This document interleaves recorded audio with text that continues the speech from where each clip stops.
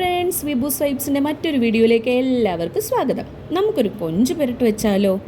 ഇന്ന് ഞങ്ങൾക്ക് നല്ല ഫ്രഷ് കൊഞ്ച് കിട്ടി കേട്ടോ. അപ്പോൾ തോന്നി എൻ്റെ അമ്മ എങ്ങനെയാണ് കൊഞ്ച് പുരട്ട് വയ്ക്കുന്നതെന്ന് നിങ്ങൾക്കൊക്കെ കാണിച്ചു തരാമെന്ന്. എല്ലാ മക്കൾക്കും അവരവരുടെ അമ്മ വയ്ക്കുന്ന ഫുഡായിരിക്കും ഏറ്റവും പ്രിയപ്പെട്ട ഫുഡല്ലേ. എനിക്കും അങ്ങനെ തന്നെയാണ് കേട്ടോ. മറ്റൊരിടവും പോയി ഫുഡ് കഴിച്ചിട്ട് എൻ്റെ അമ്മയോളം വയ്ക്കുന്ന ടേസ്റ്റ് എനിക്ക് ഇതുവരെയും കിട്ടിയിട്ടില്ല കേട്ടോ. ഞാൻ അമ്മയെ ചുമ്മാ പൊക്കി പറയുന്നതൊന്നും അല്ല കേട്ടോ. നമുക്ക് എന്തായാലും കൊഞ്ച് പുരട്ട് വയ്ക്കുന്നതെന്ന് എങ്ങനെയാണെന്നൊന്ന് കണ്ടാലോ? ആദ്യം ഒരു മൺചട്ടി അടുപ്പിൽ വെച്ച് ചൂടാക്കി കുറച്ച് എണ്ണ ഒഴിച്ച് കടുക് താളിച്ച് ചെറിയ ഉള്ളി ചേർത്ത് വഴറ്റുക. ഉള്ളി വേഗം വഴണ്ട് വരാനായി ഒരു ഇച്ചിരി ഉപ്പും ചേർത്ത് വഴറ്റുക. നല്ലോണം വഴണ്ട് വരുമ്പോൾ തക്കാളി, പച്ചമുളക്, ഇഞ്ചി, വെളുത്തുള്ളി എന്നിവ ചേർത്ത് വഴറ്റുക.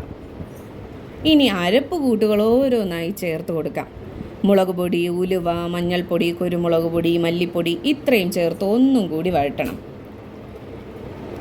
എന്നിട്ട് കൊഞ്ച് ചേർത്ത് ഇളക്കി അടച്ച് വേവിക്കാം.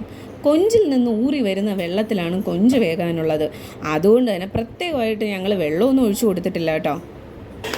പിന്നെ ചിലർ കുടംപുളി ചേർത്ത് കറി വയ്ക്കാറുണ്ട്. അതിന് പകരമാണ് ഞങ്ങൾ നല്ല പുളിയുള്ള തക്കാളി ചേർത്ത് കൊടുത്തത്.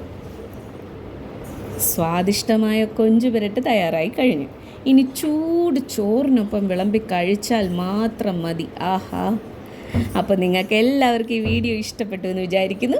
ഇഷ്ടപ്പെട്ടെങ്കിൽ like, share, comment, subscribe. Thank you so much. By.